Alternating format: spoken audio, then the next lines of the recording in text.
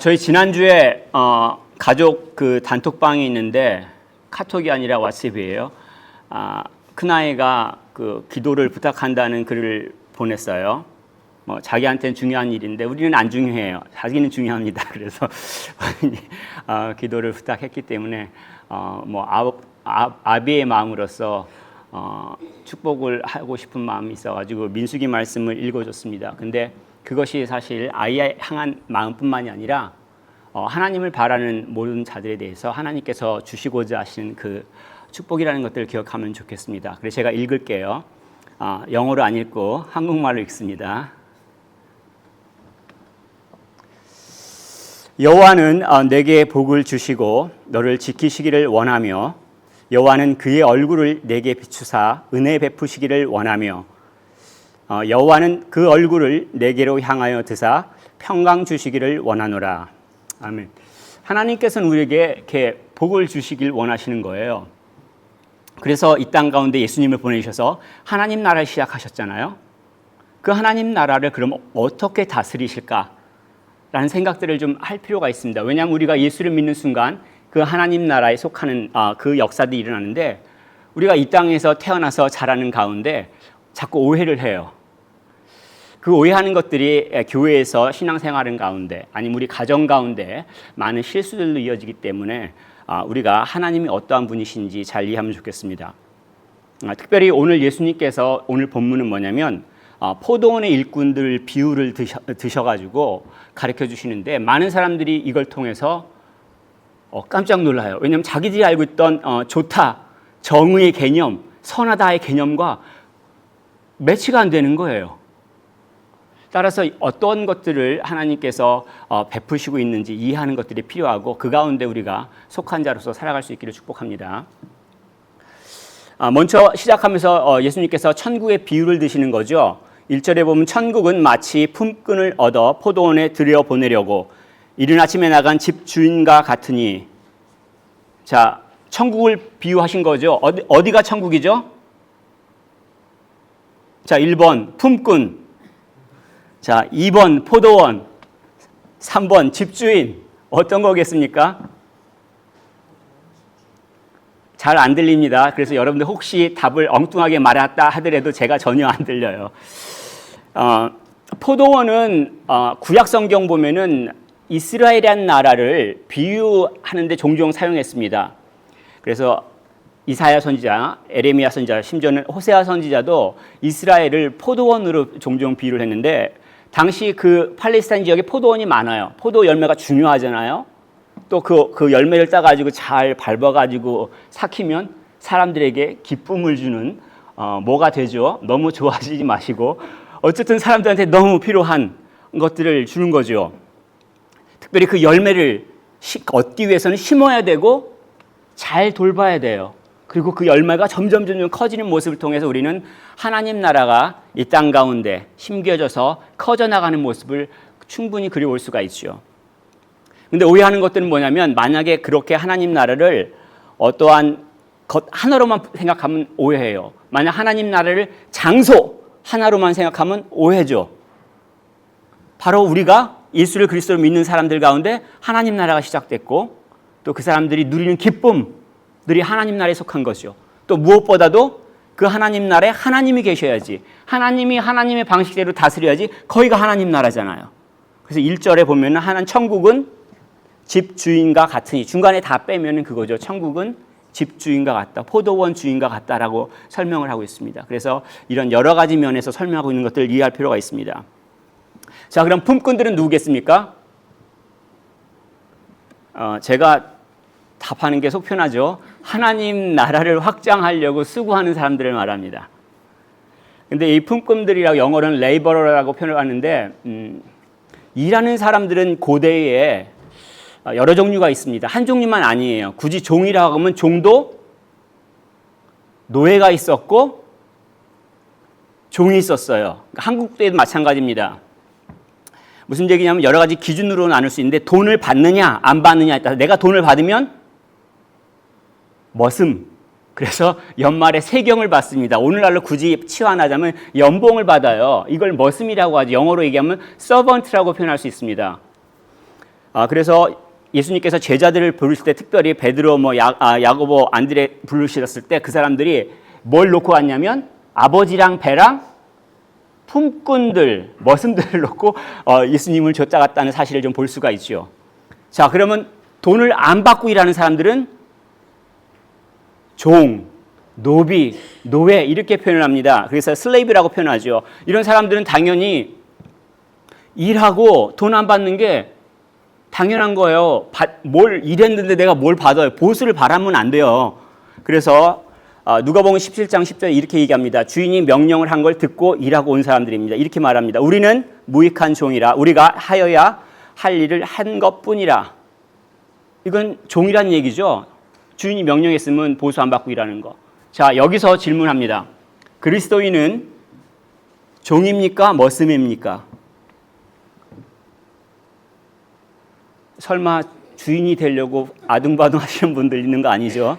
자, 주인이 되려고 하면 큰일입니다. 자, 돈을 바라면 안 되죠. 뭔가 바라고 사실을 주님을 섬기면 안 되지 않겠어요? 바울은 뭐라고 얘기했습니까? 자기를 소개할 때 예수 그리스도의 종 바울은 이렇게 표현해 자기를 소개해요. 이때의 종은 헬라 말로 둘로스라고 표현을 해서 종, 노예 이렇게 개념이 있지만 이 바울은 히브리 사람이에요. 그래서 히브리 생각을 헬라 말로 표현하는 거예요. 우리가 한국 사람인데 영어로 표현하면 좀 안 맞는 것들이 좀 많아요. 그 느낌이 좀 있다는 얘기입니다. 무슨 얘기냐면 종이라는 표현 가운데 구약에서 해방된 노예가 저 주인님 좋아요. 주인님 살고 싶어요. 주인님께 목숨을 다 바칩니다. 그리고 다시 주인님께 돌아온 자원에서 돌아온 종을 말해요. 이걸 본 서번트라고 얘기해요. 그리스도인은 그리스도와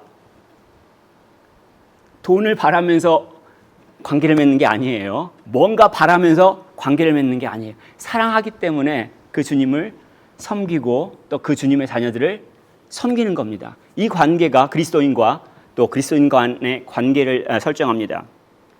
지금 이러한 일꾼들을 부르셨어요. 포도원 주인이.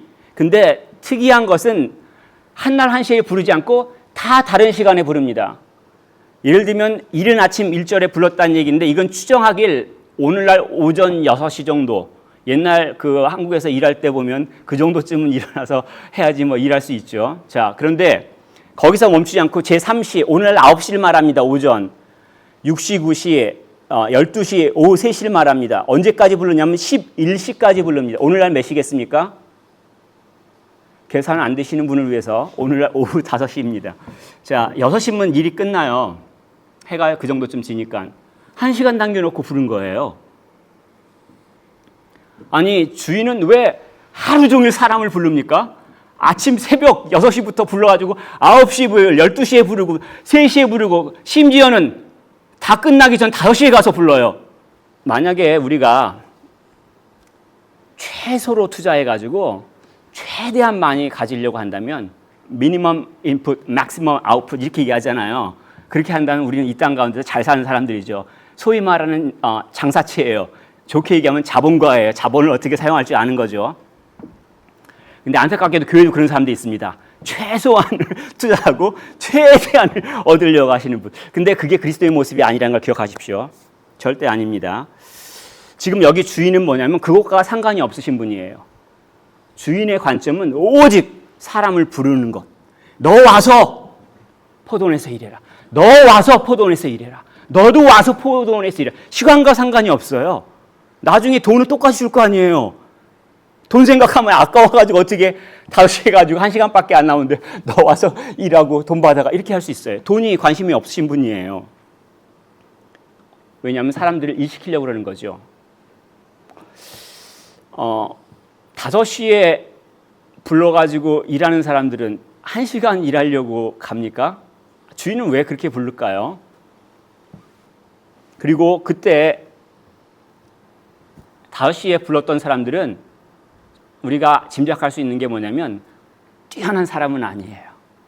원래 딱 봐가지고 빠릿빠릿하고 능력 있다 싶으면 아침 6시에 불러가지고 오늘 하루 종일 일해 이러겠죠. 9시에도 부름받지 못했어요. 12시에도 부름받지 못했어요. 3시에도 택함받지 못했어요. 이제 1시간 남았어요. 어느 정도 수준의 사람이라는 걸 알 수가 있지 않아요? 쉽게 얘기하면 능력 없는 사람이에요. 어떻게 보면 인생에서 실패한 사람이라고 말할 수 있어요. 다른 사람이 봐서 아유 저 사람은 없는 게 나 그런 사람일 수도 있다는 얘기예요. 근데 하나님께서 이 포도원 주인이 왜 그 사람을 부릅니까? 일 시키려고.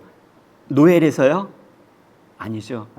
포도원에서 일하는 것 자체가 영광이라는 것을 가르쳐주기 위해서 부르시는 거예요. 하나님은 이 비유를 통해서 예수님께서 하신 이 비유를 통해서 포도원 그 주인과 같다 그렇게 가르쳐 주시는 거잖아요. 하나님의 관심은 돈이 아니에요. 하나님의 관심은 조금 투자해가지고 많이 얻으려고 이게 하나님의 관심이 아니에요. 하나님은 사람들을 부르시는 거예요. 계속 아침부터 하루 종일 사람들을 부르시는 거예요. 그래서 포도원 가서 일하라고 하시는 거예요. 그 포도원은 뭐예요? 은혜를 베푸시기 위한 장소죠. 영원한 하나님 나라에 참여하는 걸 원하시는 거예요. 우리가 이 땅에 태어나서 일을 할 때 무엇을 위해서 일하냐면 썩어 없어질 것을 위해서 일하는 거 아니에요? 돈의 가치 하락하는 거 알죠? 가만히 있으면 돈의 가치 하락해요.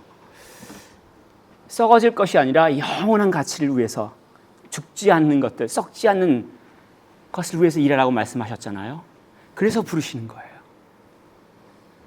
근데 우리가 이런 사실들을 종종 잊고 있을 때가 있습니다. 특별히 내가 복음을 듣고 먼저 교회에 나온 사람들 가운데 이런 일들이 종종 발생합니다. 지금 마태가 이 마태복음을 기록할 당시는 이미 초대교회가 형성된 상태예요. 그리고 구약을 잘 알고 있던 유대인들 중심으로 교회의 기득권이 이제 형성됐어요.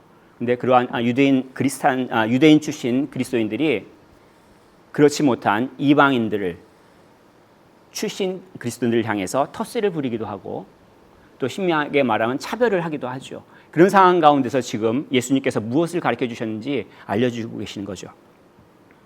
하나님 나라가 확장되는 것, 포도원이 지금 하나님 나라라는 거잖아요. 어떻게 그 포도원이 세워졌어요? 내가 심은 게 아니에요. 내가 수고하고 애써가지고 하나님 나라가 확장된다고 생각하시는 분들 잘 생각하세요. 예수님이 시작하셨고 성령 하나님께서 역사하셔서 완성하시는 거예요. 그 가운데 우리를 부르신다는 얘기입니다. 내가 능력이 있어서 아니란 얘기예요. 내가 많이 쌓아가지고 이게 아니란 얘기예요. 하나님의 자비하심 때문에 하나님께서 은혜를 베푸시기 때문에 그 하나님 나라가 시작되었고 확장되고 완성될 거란 얘기예요. 그 가운데 부르심 받았다면 그냥 영광이란 얘기예요. 여기서 무엇을 받는지 다시 한번 생각할 필요가 있습니다. 8절부터 12절 보면은 받게 된 품삯을 지금 설명하고 있는데 8절에 보면은 나중에 온 사람부터 해서 주죠. 한 데나리온을 지급합니다. 그러니까 노동자가 하루 동안 일해서 받는 돈, 그 액수가 한 데나리온 정도로 지정돼 있었습니다. 당시에. 근데 놀라운 것은 뭐냐면 각기 다른 시간에 시작했잖아요. 6시, 9시, 12시, 3시. 그런데 다 한 데나리온씩 받아요. 자, 끝나기 1시간 전에 와가지고 5시 일 시작한 사람은 1시간만 일하고 하루 종일 일한 값을 받았어요. 우와, 횡재했다. 웬 떡이냐. 난 공짜를 원래부터 좋아해. 그럴 수 있잖아요. 너무 과분한 거죠. 비교해보면 다른 사람하고. 근데 먼저 온 사람들은 어떻겠습니까? 10절에서 12절 보면 실망하죠. 자기 기대와 달라요. 5시에 온 사람도 1시간 일인데 원 데나리온을 받았는데 그러면 아침 6시부터 하루 종일 일한 나는 몇 배를 받아야 되죠? 하여튼 10배를 넘게 받습니다. 자, 그런데 받은 건 한 데나리온을 받죠. 그러니까 당연히 집주인을 원망합니다. 내 기대와 달라. 왜 날 더 안 줘? 이렇게 불평을 하죠. 근데 이 불평의 근거가 뭡니까? 왜 불평을 하죠? 자기 노동력의 근거에 있어요. 왜 나는 12시간을 일했는데 1시간 일한 사람하고 똑같이 돈을 주는 거예요? 1시간 일해서 한 데나리온 받았으면 내가 12시간 일했으면 난 12데나리온을 받아야지 페어한 거 아니에요?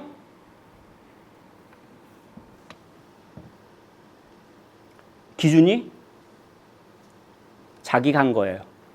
기준이 자기 마음이에요. 기준이 자기란 얘기예요. 교회 내에서 많은 문제가 발생할 때 사실 자기가 기준일 때 그렇습니다. 내가 하는 거 이게 기준이 되면 나보다 일을 안 하네? 나보다 교회 늦게 왔는데? 나보다 직분이 낮아?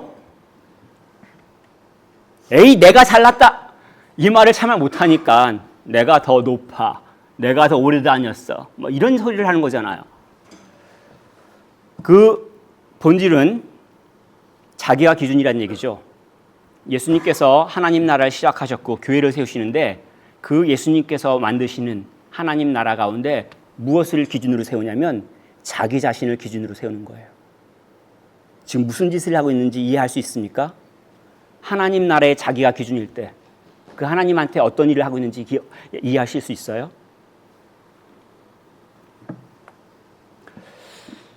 먼저 이 데나리온을 이해할 필요가 있습니다. 이 데나리온은 일한 대가로 받는 거죠. 하나님 나라에 들어갈 수 있는 자격입니까?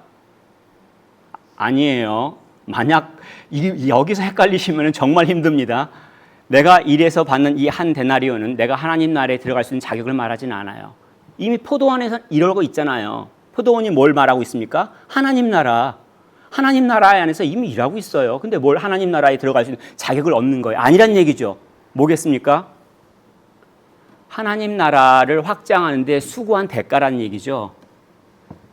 뭐 상급이라고 얘기하는 사람들도 있습니다. 그런데 이것이 무엇인가 말하는 것들은 굉장히 광범위하다고 저는 믿습니다. 근데 적어도 좀 더 줄이자면 우리가 하루하루 살아갈 때 필요한 것들, 하나님을 사랑하고 하나님의 자녀들을 섬기는데 필요한 건강이나 시간이나 물질이나 이러한 모든 것들을 다 포함하고 있다고 저는 믿습니다. 왜냐하면 8절 시작할 때 이 데나리온을 언제 주냐면 저물 때 주고 있어요. 일 끝났으니까 준다라는 생각을 할 수 있지만 이것은 율법에 정해놓은 거예요. 가난한 사람들이 일했을 경우에 그날 저녁 넘기지 말고 줘라. 이걸 율법으로 정해놨어요. 신명기 24장 15절에 이렇게 기록되어 있습니다. 그 품삯을 당일에 주고 해진 후까지 미루지 말라. 이는 그가 가난함으로 그 품삯을 간절히 바람이라. 그가 너를 여호와께 호소하지 않게 하라. 그렇지 않으면 그것이 내게 죄가 될 것임이라. 가난하니까 당장 저녁에 가서 가족들하고 밥 먹고 살아야 될 거 아니에요.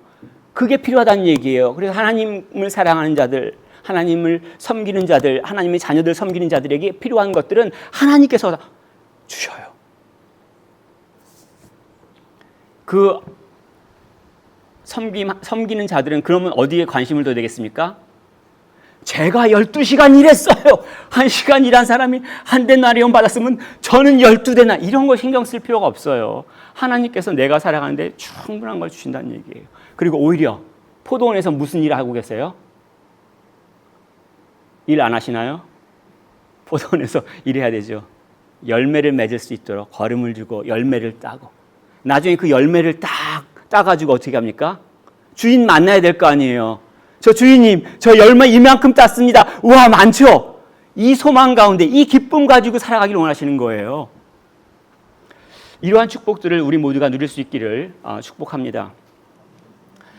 우리의 모습 가운데서 사실은 우리가 기준일 때는 이해하기가 좀 힘듭니다. 그래서 우리가 주인이 어떠한 뜻인지 어떤 의도로 진행하신지 이해할 필요가 있는데 13절부터 16절을 보면 우리가 그 주인의 답변을 통해서 주인이 어떤 분인지 알게 됩니다.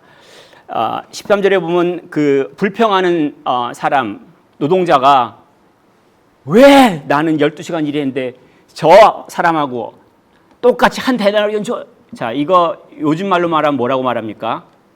파업을 일으킨 거라고 얘기합니까? 쟁의를 일으킨 거라고 얘기합니까? 노조를 만들어가지고 사장하고 싸우는 사람들 말합니까? 그런데 그 사람에게 주인이 뭐라고 얘기냐면 13절에 친구여 이렇게 얘기를 하죠. 불평하는 자에게 오히려 친구라고 말씀을 하고 있어요. 오늘날 사장님한테 이렇게 잘못했습니다. 우리 파업합니다 할 때 사장님이어서 친구야 이렇게 하는 사람 본 적 있습니까? 전혀 우리 상상을 뛰어넘는 분이라는 얘기죠. 그리고 그 태도가 가부장적 사회에서 신분제 사회에서 이제 하루 노동하는 자에 대한 태도가 어떻다는 걸 알 수 있죠. 누구를 말하고 있어요? 하나님이, 창조주 되신 하나님이 피조물, 그것도 죄를 지은 나에게 대할 때 내 친구요, 예수를 믿는다면 내 아들아, 내 딸아, 그렇게 대하신다는 얘기예요. 그리고 설명을 하죠. 내가 너한테 잘못한 게 없다. 13절에 잘못한 게 없잖아요. 계약을 어떻게 했습니까? 너 하루 일에 한 데나리온 줄게. 이게 계약 조건이에요. 그죠? 끝나고 나서 어떻게 했습니까? 이랬구나. 한 데나리온 줘. 받았어요. 뭐가 문제입니까? 돈 받아놓고 왜 팁을 안 줘요? 팁이 120%인데 왜 팁을 안 줘요? 야, 이러면 어떡합니까? 이 사람이 좀 문제가 있는 거 아닙니까? 근데 여기서 주인의 뜻을 발견할 수 있습니다. 14절에 나중 온 사람, 이 사람에게 너와 같이 주는 것이 내 뜻이니라. 포도원 주인이 어떠한 분인지 알 수 있습니까? 나중에 온 사람. 아침부터 수고하지 않고 딱 한 시간 일한 사람도 한 데나리온을 주는 게 포도원 주인의 뜻이래요. 이해할 수 없을 정도의 사람 아닙니까? 사람이라고 보기 좀 어렵죠. 얼마나 그 그릇이 넓은지, 자비로우신지 우리가 헤아릴 수 없잖아요. 여기서 근본적인 질문을 하죠. 누구한테 유익합니까? 이 방식대로 돈을 지급하면 주인한테 결코 유익하지 않죠. 오히려 주인 손해보는 거 아니에요. 오히려 늦게 온 사람일수록 유익하지 않습니까? 근데 주인은 왜 그렇게 하십니까? 뭐가 부족하다고? 주인이 자비하신 거예요. 만약에 그 일당을 주지 않는다면 일당을 받지 않은 사람은 집에 가서 어떻게 합니까? 자기의 가족과 처자식을 어떻게 먹여 살려요? 그때 눈물 흘리고 울부짖는 거 혹시 우리는 생각해 본 적 있습니까? 그 사람이 한 데나리온을 받아야만 쌀을 사든 빵을 사든 가족과 함께 먹을 수 있잖아요. 지금 주인은 그걸 염두에 두신다는 얘기예요. 굉장히 세심하게 돌보시는 분임을 알 수가 있습니다. 우리들은 사실은 좋은 세상을 만들겠다고 여러 가지 이야기들을 하고 여러 가지 일들을 합니다. 그래서 최근 들어서 가장 이제 많이 사용하는 것 중에 하나가 평등한 사회, 뭐 기회가 동일한 사회, 뭐 그것을 만들려고 하잖아요. 잘못됐나요? 평등이라는 게 나쁜 건가요? 아니죠. 근데 우리 사람은 이 평등이라는 개념 자체만으로 나쁘지 않음에도 불구하고 불평등한 사회를 고착화할 수가 있어요. 좀 어려운 얘기인데 그렇기 때문에 법이라든가 아니면 사회 그 정책을 만드는 곳에서는 이미 평등의 개념과 형평의 개념들이 같이 등장하죠. 그러니까 이퀄리티하고 에쿼티라는 개념이 같이 등장해요. 제가 이것을 어떻게 설명할까 막 고민하다가 내가 알르니 참 보여주고 말자라고 해서 잠깐 그림을 하나 준비했습니다. 잠깐 보시겠습니까? 지금 축구 시합이 벌어졌어요. 굉장히 재밌는 시합입니다. 저 시합을 막 보려고 하는데 앞에 펜스 담장이 쳐져 있습니다. 근데 키 큰 사람은 볼 수 있어요. 근데 키 작은 사람은 못 보잖아요. 그럼 평등은 뭐예요? 모든 사람들에게 동일한 기회를 제공하는 게 평등이에요. 너 축구 봐. 그랬는데 펜스가 너무 높은 거예요. 어떻게 할 거예요? 기회를 동등하게 주는 것뿐만 아니라 그들에게 부족한 것들을 채워주시는 거죠. 각각 다른 것들이지만 그 각각 다른 것들을 채워주심으로 해서 결국 축구 경기를 즐길 수가 있는 거예요. 이걸 에쿼티라고 표현합니다. 사람의 세상 가운데서 사실은 이런 것들을 염두에 두는 것들이 필요하죠. 그런데 하나님은 짐이 아주 먼 옛날부터 하나님이 자비하시기 때문에 우리의 연약한 부분들을 알아보시고 또 거기에 맞는 것들을 탁탁탁 채워주신다는 것을 알 수가 있습니다. 예, 감사합니다. 자격이 없는 자에게도 하나님께서는 은혜를 베풀어 주셔서 그 하나님 나라의 기쁨을 맛볼 수 있게 주신다는 얘기예요. 근데 만약에 그 포도원 주인이 선하지 않고 악해요. 이해할 수가 없어요. 어떻게 그런 산수를 갖고 포도원 주인이나 됐습니까? 이렇게 말하는 사람들은 어떤 특징을 갖고 있습니까? 예, 다른 사람을 시기하는 거죠. 다른 사람이 어떠한 형편에 있는지 관심 없어요. 힘들어하는지 관심 없는 거예요. 자기밖에 몰라요. 이기심으로 아무것도 못 본 사람 아니에요. 하나님이 자기한테 주신 그 은혜가 뭔지 세지도 못해요. 감사하지도 못해요. 심지어는 이 선하신 분에게 뭐라고 얘기해요? 말도 안 되는 악한 분이라고 얘기하죠. 하나님의 이름을 망령도 일컫는 자란 얘기예요. 그리스도인이라면은 조심할 부분이죠. 특별히 교회 안에서 자기를 기준으로 다른 사람을 볼 때 굉장히 조심해야 됩니다.